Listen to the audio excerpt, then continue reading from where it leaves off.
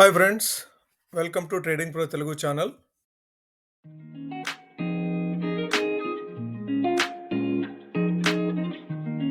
Friday రోజు మన మార్కెట్లు క్లోజ్ అయిన తర్వాత యునైటెడ్ స్టేట్స్ సుప్రీం కోర్టు వచ్చేసేసి ఒక జడ్జిమెంట్ పాస్ చేయడం చూసాము. ఆ జడ్జిమెంట్ తర్వాత గిఫ్ట్ నిఫ్టీ సుమారుగా 320 పాయింట్ల వరకు పాజిటివ్ ఓపెనింగ్ ని సూచించింది. కానీ మన మార్కెట్లు మాత్రము జస్ట్ 110 పాయింట్లు పాజిటివ్ గా మాత్రమే ఓపెన్ అయినాయి.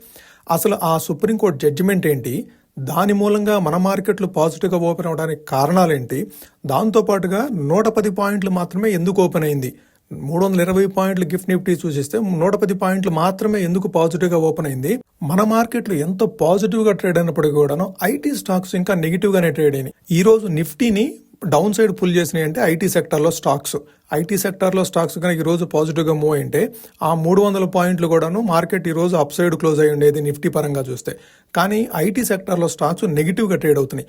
ఎందుకు ఆ విధంగా జరుగుతుంది, ఈ అన్ని విషయాలు డిస్కస్ చేసుకుంటూ రేపటి నిఫ్టీ ఎక్స్పైరీకి సంబంధించి ఏ విధమైన లెవెల్స్ అబ్జర్వ్ చేయాలి, రేపు మార్కెట్ ఓపెన్ అయిన తర్వాత ఎటువంటి ట్రేడ్ ప్లాన్ ని ప్రిపేర్ చేసుకోవచ్చు, ఏ స్ట్రాటజీని ఫాలో అవ్వచ్చు అనేది కూడా క్లుప్తంగా మనం డిస్కస్ చేసుకుంటూ ఈ వీడియోని క్లోజ్ చేద్దాం. ముందుగా మన మార్కెట్లు ఈ రోజు ట్రేడ్ అయిన విధానం కనుక గమనిస్తే 110 పాయింట్ల వరకు పాజిటివ్ గా ఓపెన్ అవుతూ అక్కడి నుంచి 100 పాయింట్స్ అప్ సైడ్ మూవ్ అయింది.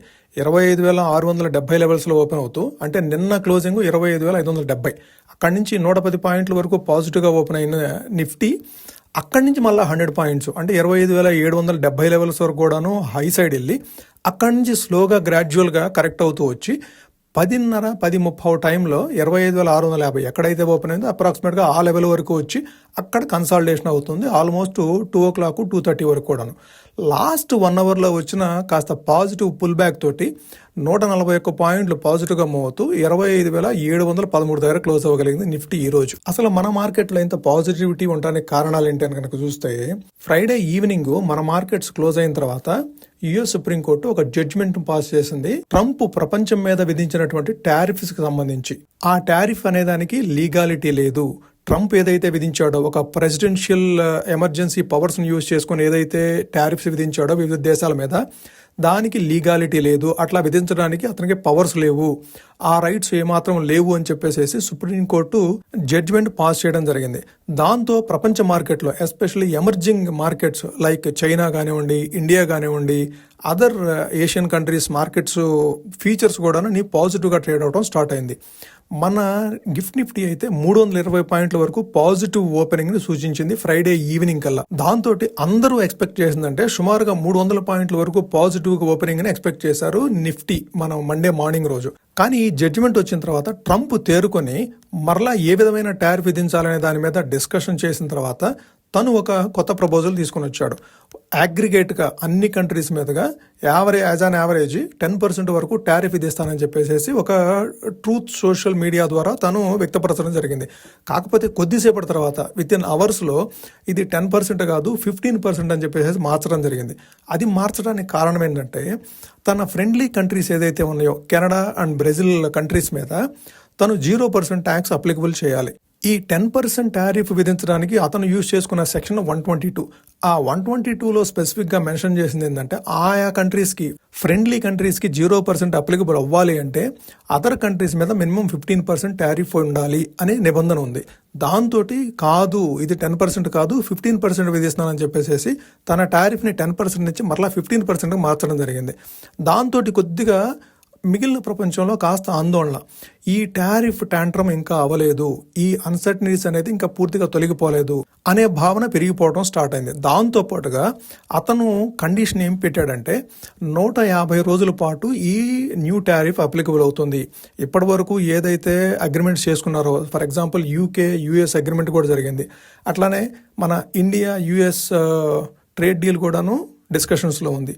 ఇవన్నీ ఏమీ కాదు, యాజ్ అన్ యావరేజ్ ఇంతకుముందు 0% చేసుకున్న, ఫ్రీ ట్రేడ్ అగ్రిమెంట్ చేసుకున్న ఏ కంట్రీస్తో అయినా సరే ఈ 15% ఫ్లాట్ టారిఫ్ అప్లికబుల్ అవుతుందని చెప్పడంతో సో ఒక కన్ఫ్యూజన్, ఇది తెరబడలేదు, ఇంకా ఇది కంప్లీట్ అవ్వలేదు, ఇంకా రాబోయే రోజుల్లో ఇంకా తను కొత్త ప్రపోజల్స్ తోటి ఆ 150 డేస్ తర్వాత కొత్త నిబంధన ఏదైనా పెట్టి మరలా ఇంతకుముందు ఏదైతే చేశాడో 50%, 100% అని చెప్పేసి మరలా ఆ నిబంధనలు తీసుకొని వస్తాడేమో అని చెప్పేసి ఆ భయాలు మార్కెట్లో నెలకొన్నాయి. వీటన్నిటితోటి గిఫ్ట్ నిఫ్టీ సూచించిన విధంగా కాకుండా మన నిఫ్టీ మండే మార్నింగ్ ఓన్లీ 110 పాయింట్ల లాభంతో స్టార్ట్ అవ్వడం చూసాము. లేదంటే ఇవేమీ జరగకుండా ఉన్నట్లయితే గిఫ్ట్ నిఫ్టీ సూచించిన విధంగా 300 పాయింట్లు పాజిటివ్ గా ఓపెన్ అయ్యేది. అక్కడి నుంచి కూడా ఇంకా పాజిటివ్ గా ట్రేడ్ అయి ఉండేది. కానీ ఈ ఇంకా అన్సర్టనిటీస్ ఉంటాయనే ఉద్దేశం మీద మార్కెట్ లో ఆ చిన్న ఒడిదుడుకు అనేది చూసాం మనం ఈ రోజు. అయితే మన మార్కెట్ లో ఇంత పాజిటివ్ గా ట్రేడ్ అయినప్పటికీ కూడాను మన ఐటీ సెక్టర్ లో స్టాక్స్ ఎస్పెషల్లీ ఇన్ఫోసిస్, టీసీఎస్, హెచ్సిఎల్ టెక్నాలజీస్, కో4జీ, విప్రో ఇవన్నీ కూడాను నెగిటివ్ గా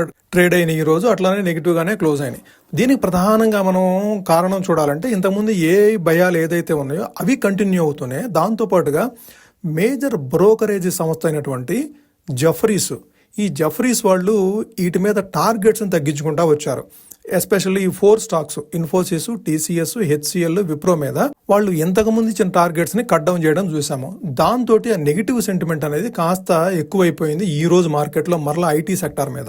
ఓకే, ఇక నిఫ్టీ ఎక్స్పైరీకి సంబంధించి మనం కొన్ని కీలక విషయాలు కనుక చూడాలి అంటే ఓఈ ప్రొఫైల్ చూడాలి. ఓఈ ప్రొఫైల్ చూస్తే కనుక 25,500, 600, 25,700 లెవెల్స్ వరకు కూడాను ఈరోజు పుట్ సైడ్ కాంట్రాక్ట్స్ కొద్దిగా యాడ్ అయినాయి.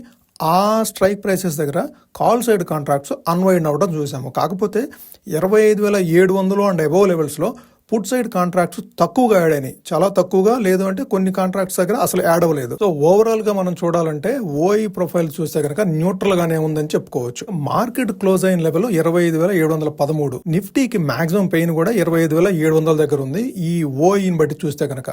సో 25,700 దగ్గర మనం కాల్ అండ్ పుట్ రెండు యాడ్ చేస్తే 82 రూపాయల దగ్గర క్లోజ్ అయినాయి. రెండు యాడ్ చేస్తే 164 పాయింట్లు వచ్చింది. అంటే 25,713 నుంచి 164 పాయింట్లు, అప్రాక్సిమేట్ గా 25,550 నుంచి 25,870 వరకు. సో ఈ 320 పాయింట్ల మధ్యలో రేపు ఎక్కువగా ట్రేడ్ అయ్యే అవకాశం ఉంది. అయితే ఫిబ్రవరి మంత్ అంతా కూడాను చాలా వాలటైల్ గా ట్రేడ్ అయిన మంత్. ఫిబ్రవరి 2 దగ్గర నుంచి ట్రేడ్ డీల్ న్యూస్ ఎప్పుడైతే వచ్చిందో అప్పుడే 1200 పాయింట్స్ అప్ సైడ్ మూవ్ అయ్యి అక్కడ నుంచి డౌన్ సైడ్ మూవ్ అవుతూ వచ్చింది కదా. ఫిబ్రవరి మంత్ లో most of the trading sessions 300 పాయింట్లు రేంజ్ లో ట్రేడ్ అయింది. కాబట్టి ఈ రేపు కూడాను మంత్లీ ఎక్స్పైరీ రోజు కూడాను బాగా వాలటిలిటీ ఉండే అవకాశం ఉంది. మీరు ట్రేడ్ తీసుకోవాలి అనుకుంటే చాలా కేర్ఫుల్ గా ట్రేడ్ తీసుకోవాలి. వాస్తవంగా మాట్లాడుకోవాలంటే ఈ మంత్లీ ఎక్స్పైరీకి ట్రేడ్ తీసుకోకుండా ఉండటమే బెటర్. క్యాపిటల్ ప్రొటెక్షన్ అనేది చాలా ఇంపార్టెంట్. మనకి క్యాపిటల్ ని ప్రొటెక్ట్ చేసుకోవాలి అంటే ఎక్స్పైరీ డే రోజు ట్రేడ్స్ తీసుకోకుండా ఉండటం బెటర్. ఎస్పెషల్లీ ఇంత వాలటిలిటీ ఉన్న మంత్ ఎక్స్పైరీకి కాస్త సైడ్ వేస్ లో ఉండటమే బెటర్. మనం చార్ట్ ప్రకారం నిఫ్టీకి సపోర్ట్ అండ్ రెసిస్టెన్స్ ఎక్కడుంది, అట్లానే రేపు మార్కెట్ ఓపెన్ అయిన తర్వాత ఎటువంటి స్ట్రాటజీని మనం ప్లాన్ చేసుకోవచ్చో చార్ట్ చూస్తే అబ్జర్వ్ చేసే ప్రయత్నం చేద్దాం. ఈ రోజు నిఫ్టీ క్లోజ్ అయిన ప్రైస్ 25,713. అంటే నిన్నటి హై ప్రైస్ కంటే కూడాను అబోవ్ లెవెల్లో క్లోజ్ అయింది. నిన్న హై 25,665 అయితే ఈ రోజు క్లోజింగ్ 25,713. అది కాస్త పాజిటివ్ గానే చూడొచ్చు మనం. ఈ పాజిటివిటీ కనుక కంటిన్యూ అయ్యి రేపు మార్నింగ్ కూడాను పాజిటివ్ గా ఓపెన్ అయ్యి 25,890 లెవెల్స్ అంటే ఫస్ట్ రెసిస్టెన్స్ అని అనుకోవచ్చు మనము. ఎందుకంటే రీసెంట్ గా ఫాల్ అయిన ఇది లాంగ్ బేరిష్ ఎంగల్ఫింగ్ క్యాండిల్ ఏర్పడింది కదా 19వ తారీఖు థర్స్డే ఏదైతే ఎంగల్ఫింగ్ క్యాండిల్ ఏర్పడిందో దాని హై వచ్చేసేసి 25,890. ఆ లెవెల్ వరకు కూడాను టచ్ చేసే అవకాశం ఉంది రేపు పాజిటివ్గా మూవ్ అయితే కనుక. అదే సపోర్ట్ పరంగా చూడాలంటే 25,500 లెవెల్ వరకు సపోర్ట్ తీసుకునే అవకాశం ఉంది.